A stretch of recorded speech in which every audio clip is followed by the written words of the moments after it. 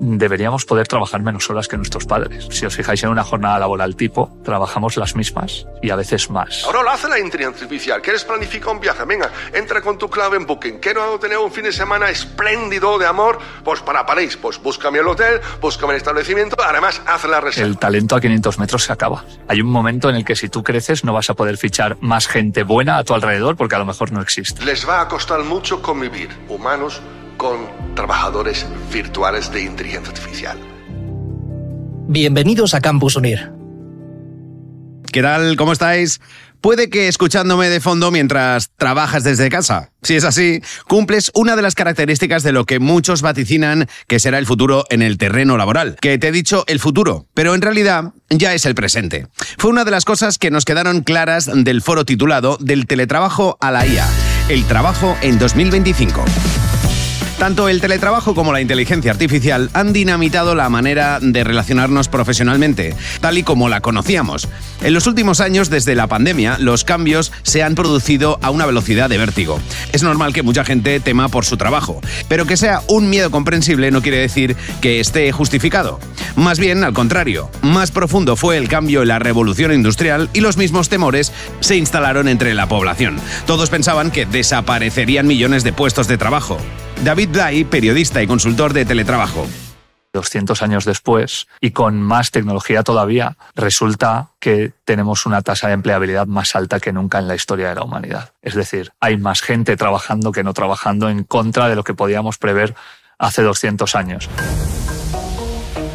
La innovación, lejos de destruir empleos, impulsó la creación de nuevos puestos. El pronóstico que hace ahora David es similar, aunque advierte que deberíamos tener claro un objetivo por encima del teletrabajo. Deberíamos encontrar la capacidad de poder vivir mejor con las circunstancias en las que estamos ahora. La tecnología ha automatizado tareas que antes tardábamos horas en hacer. Ha simplificado procesos. Todo apunta a que tendríamos que reducir jornadas de teletrabajo y disfrutar más del tiempo de ocio. Pero lo cierto es que algo estamos haciendo mal. Deberíamos poder trabajar menos horas que nuestros padres, porque tenemos mucha más tecnología para poder hacerlo y, sin embargo, si os fijáis en una jornada laboral tipo, trabajamos las mismas y a veces más. ¿Por qué?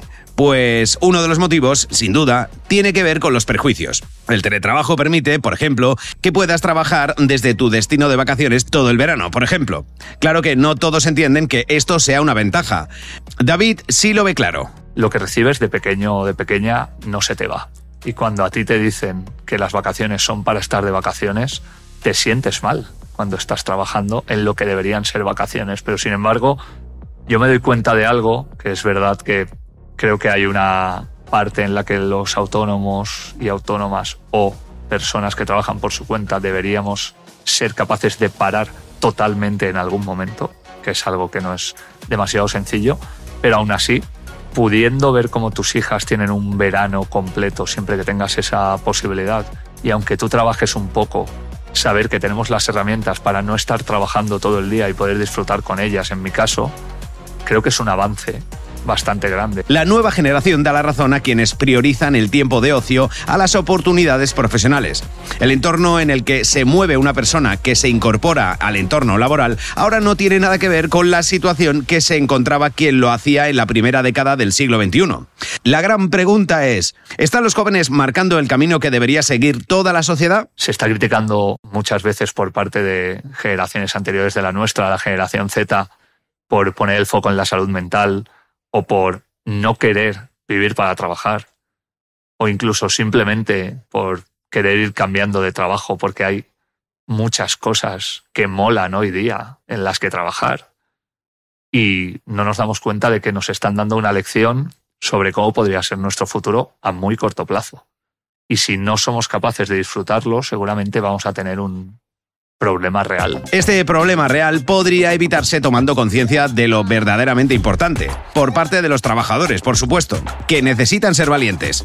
Nos lo explicó Mike Mosch, CDO en Aiverso y Unir Alumni, del máster universitario en gestión por procesos para la transformación digital, que tiró de una frase del escritor Jacinto Benavente. De nada sirve el ingenio sin la desvergüenza. Es decir, Tú puedes ser lo ingenioso e inteligente que seas. Ahora, a la hora de verdad, para poder llevar algo a cabo, a la realidad, en el empleo, autoempleo, emprendimiento, hay que quitarse de encima esa vergüenza, esa falsa vergüenza de exponerse al público y ser quizás criticado por lo que tú propones, ¿no? Porque la IA representa un estado de innovación total. La IA representa un estado de innovación total, dice. Y la innovación siempre viene acompañada de la crítica. Cambiar nos cuesta, es un hecho. Pensamos a veces que, aunque un cambio mejore nuestras vidas a corto plazo, puede tener consecuencias nefastas a largo. Existe un miedo, incluso por parte de los propios trabajadores y trabajadoras, y quizá con razón, a hacer las cosas más rápido, porque pueden pensar las personas que los emplean que quizá no son necesarios tantas horas, o no hay que tener jornadas completas, o no necesitas tanto personal. Es un poco eso de hacerse el imprescindible a base de echar horas en la oficina. Mejor no dar ideas al empresario que busca reducir la plantilla y que ve que sus empleados tardan cada vez menos en hacer las cosas. A nivel mental o emocional tenemos aún, como veis, un bloqueo hacia las novedades del entorno laboral.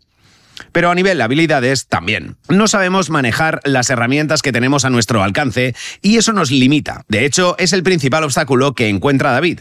Por ejemplo, para que el teletrabajo se implante definitivamente. Creo que falta formación. Nadie nos dio una clase sobre cómo teletrabajar.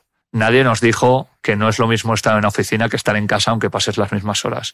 Nadie nos enseñó herramientas digitales.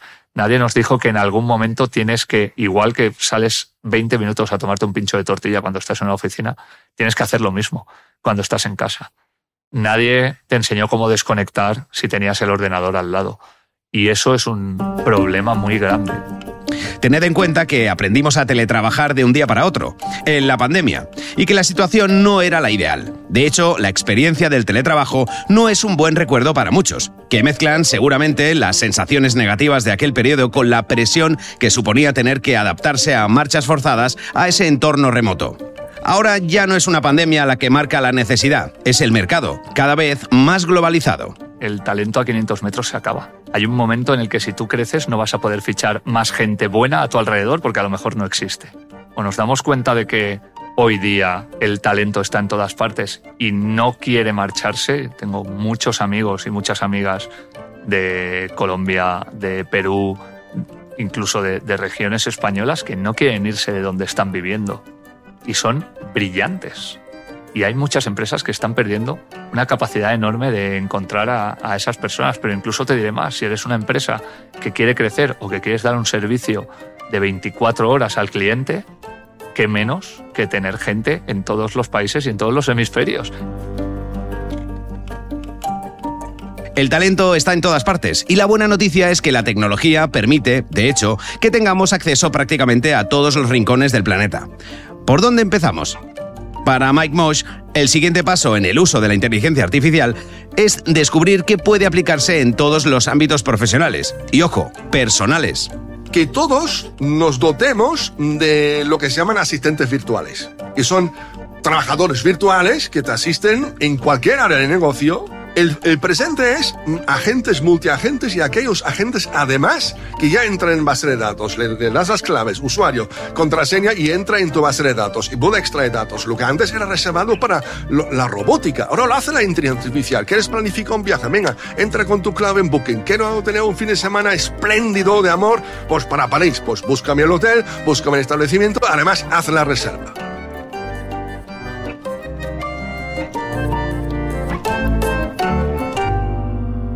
La IA entendida como algo que nos facilita la vida y no como alguien que nos quita el trabajo.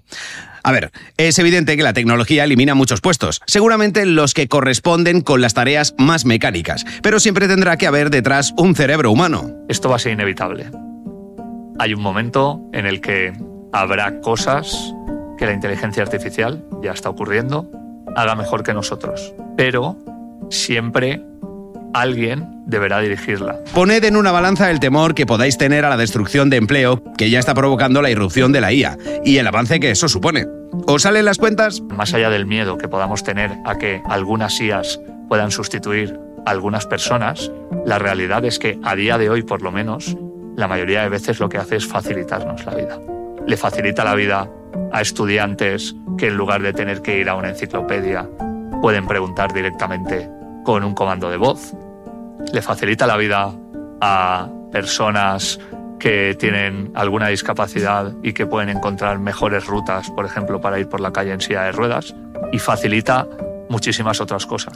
Tampoco hay que caer en el error de pensar que la transición va a ser fácil.